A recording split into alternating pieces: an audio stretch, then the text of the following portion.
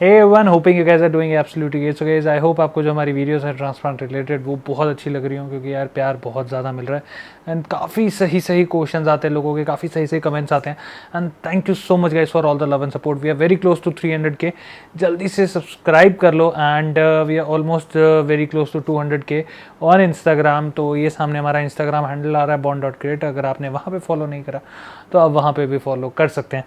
So guys, बहुत लोगों के क्वेश्चंस ये आ रहे थे कि भैया आपने पैच छोड़ के ट्रांसप्लांट क्यों कराया. बेसिकली अगर मैं वैसे समझाना चाहूँ तो आज की वीडियो जो है हमारे रिलेशन में वो ये है कि किन लोगों को हेयर पैच यूज़ करना चाहिए और किन लोगों को हेयर ट्रांसप्लांट कराना चाहिए.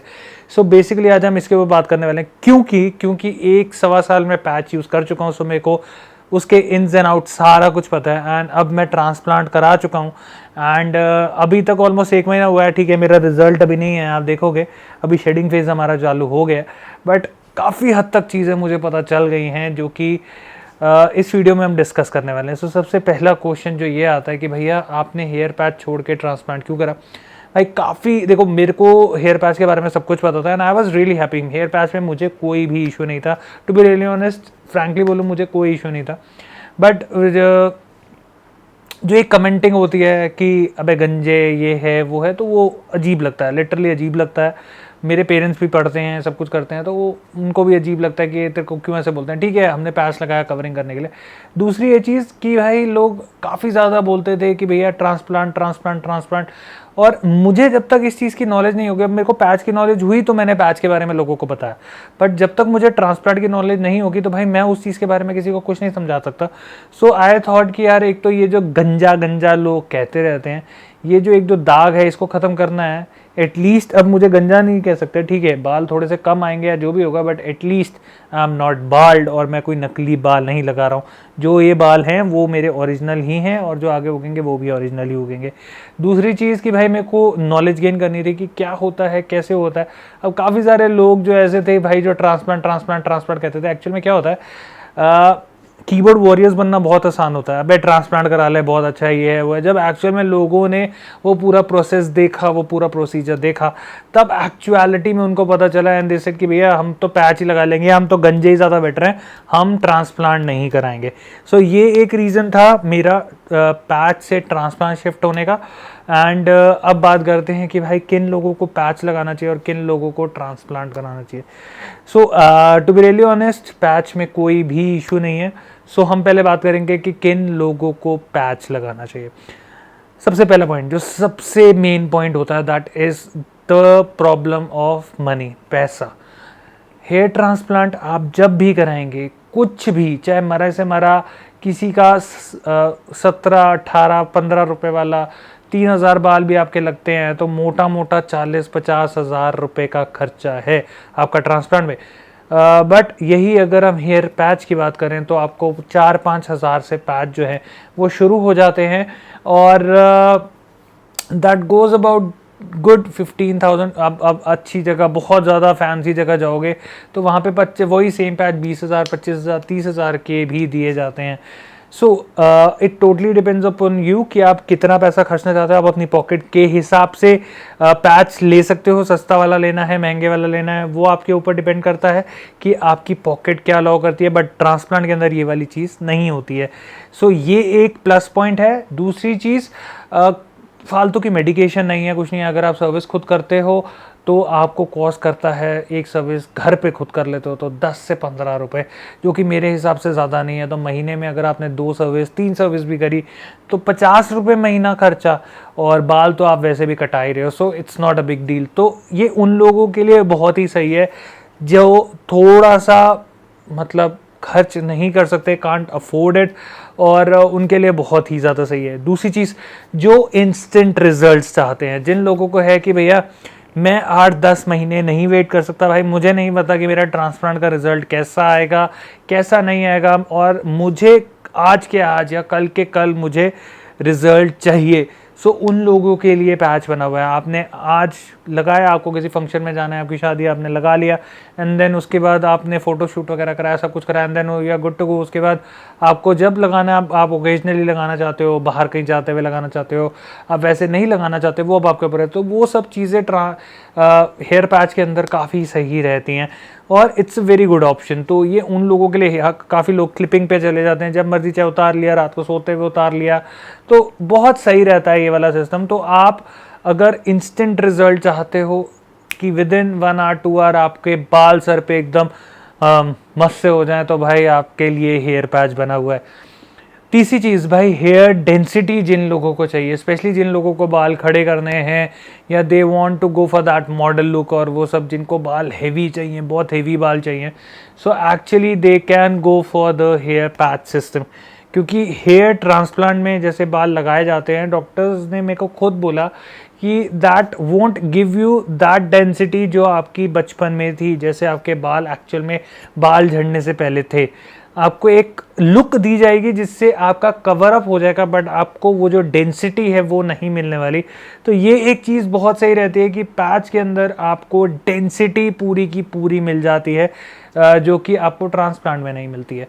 नेक्स्ट अगर मैं बात करूँ किन लोगों को पैच लगाना चाहिए, तो यार जिनका डोनर एरिया अच्छा नहीं है, जिनके पीछे के बाल भी हल्के हैं, जैसे मेरे को एक फ्रेंड है, उसने 2 बार ही ट्रांसप्लांट कराया, उसके बाल बहुत ही ज़्यादा सिल्की स्मूथ हैं, क्वाइट थिन हेयर, बहुत ही पतले बाल थे, चाहे यहाँ के भी मैं बात करूँ तो बहुत ही ज़्यादा पतले बाल थे। सो उसने 2 बार ही ट्रांसप्लांट कराया एंड दोनों बारी जो उसका ट्रांसप्लांट है वो फेल हो गया एंड वो अब हेयर पैच के ऊपर आ गया। सो जिन लोगों के बाल पीछे का जो डोनर एरिया है वो अगर हेवी नहीं है, थिक नहीं है, उनकी दाढ़ी थिक नहीं है, तो प्लीज़ आप ट्रांसप्लांट मत कराने का सोचिए, आपका लिटरली पैसा बर्बाद हो जाएगा एंड आपका जो ट्रांसप्लांट है वो फेल हो जाएगा। Okay, so last not the least अगर मैं यहाँ पे बात करूँ तो जिनकी बालनेस ऑलमोस्ट 6-7th ग्रेड तक जा चुकी है, वो ट्रांसप्लांट कराने का प्लीज़ मत सोचिए। मतलब मेरे बाल अगर आपने देखे होंगे, जब मैंने ट्रांसप्लांट कराया था तो मेरे बीच बीच में काफ़ी हद तक बाल थे, ऐसा नहीं था कि मेरा पूरा एरिया जो सपाट हो चुका था, एंड मेरा जो साइज़ था वो भी कम था, मतलब चौड़ाई में वो इतना ही था, ज़्यादा नहीं था, बट काफ़ी लोगों का इतने तक जो है वो बाल्डनेस हो जाती है। सो जिन लोगों को एरिया काफ़ी ज़्यादा बड़ा हो चुका है, देखो मेरा जो था ना वो मैक्सिमम आपके ग्राफ्स थे, ऑलमोस्ट 6000 ग्राफ्स आपके लगे, उससे ज़्यादा ग्राफ्स कहीं से नहीं निकल पाते।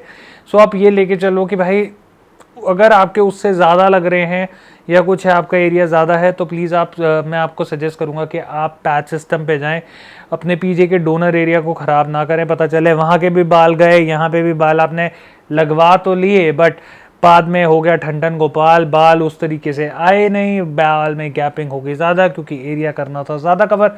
सो भाई ये सारी चीज़ें आपको ध्यान में रखनी है आप जब भी हेयर ट्रांसप्लांट के बारे में सोचते हैं या पैच के बारे में सोचते हैं। सो पैच के बारे में हमने बात करी कि पैच किन लोगों को लगाना चाहिए। अब बात करते हैं भाई हेयर ट्रांसप्लांट किन लोगों को कराना चाहिए। सबसे मेन चीज़, अगर आपका डोनर एरिया अच्छा है and if you have that kind of money to spend, क्योंकि अगर मैं ऑलमोस्ट अपनी बात करूँ, मेरा जो हेयर ट्रांसप्लांट था दैट वाज अबाउट 5726 ग्राफ्ट्स, और जो मैंने पर ग्राफ्ट का कॉस्ट दिया दैट वाज अराउंड 40 रुपीज़, मेरे को कुछ डिस्काउंट मिल गया था।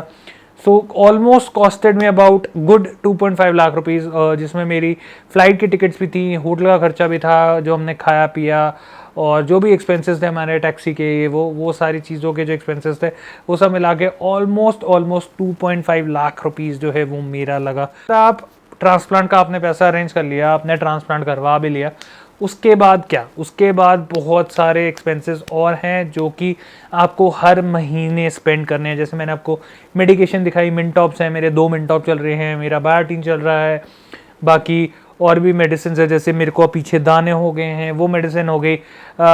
मेडिसिन की मैंने कॉस्ट बताई थी, तो एवरी मंथ आपको अराउंड 1000 से 1500 रुपये का खर्चा है। यही पैच में अगर मैं बात करूं तो वो मैंने आपको दिखाया, अगर आप खुद कर लेते हैं तो that cost you about good 30 to 40 rupees. अगर आप बाहर से कराते हैं, जैसे आप गम टेप वगैरह लगाते हैं, दैट कॉस्ट अबाउट 500-600 रुपीज़।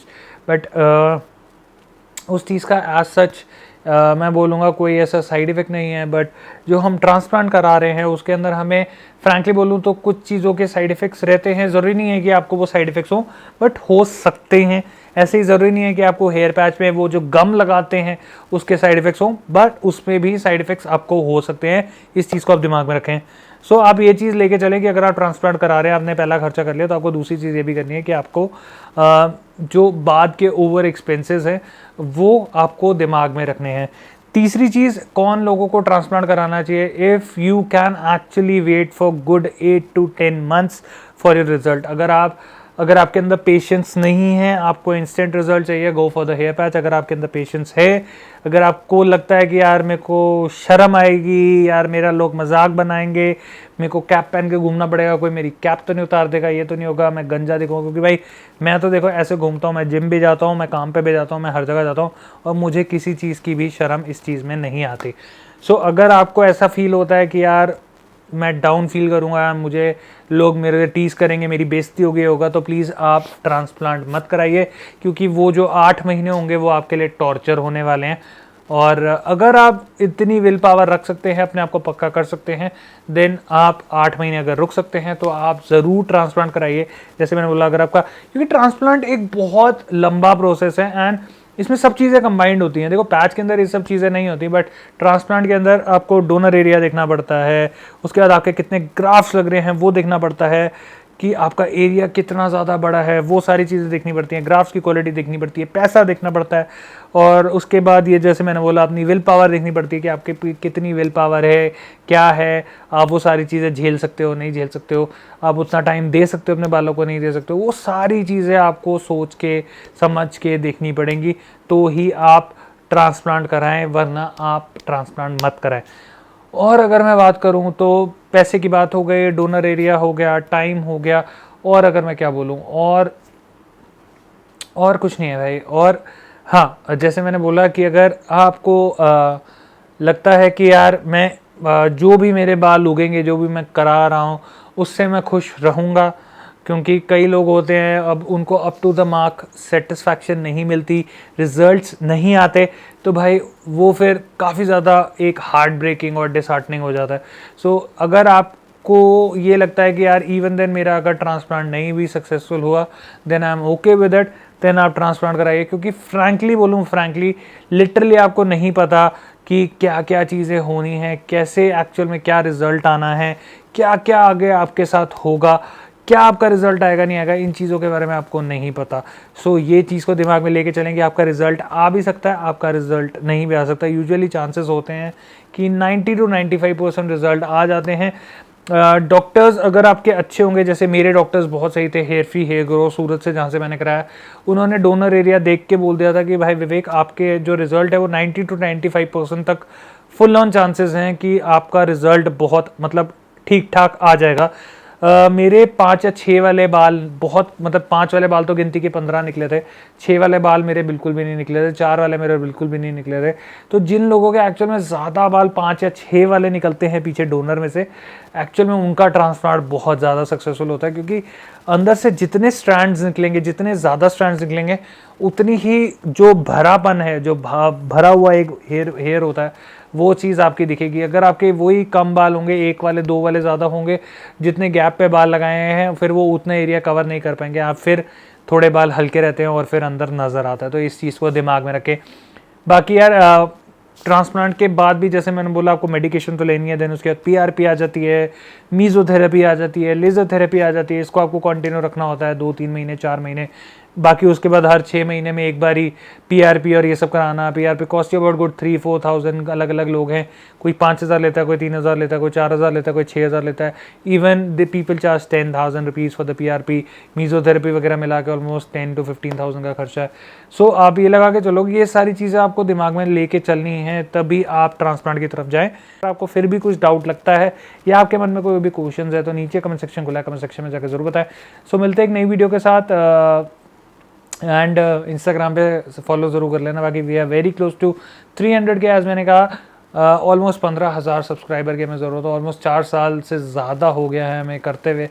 सो यार थोड़ा सा प्यार दो, थोड़ी सी वीडियो शेयर करो, और ज़्यादा से ज़्यादा लोग यार सब्सक्राइब करो। फ्री है करना, पैसा कोई नहीं लगता, आपका एक सब्सक्राइब आए, हमारा लिटरली ये जो मेहनत होती है ना, जो हम कोशिश कर रहे हैं, उसमें काफ़ी ज़्यादा हमें बढ़ावा मिलता है, मतलब हमें अच्छा लगता है उस चीज़ का। So thank you so much for all the love and support जितना भी आप लोगों ने अभी तक दिया, ऐसे ही प्यार बनाए रखें। सो मिलते हैं नई वीडियो के साथ, till then take care, God bless, bye bye.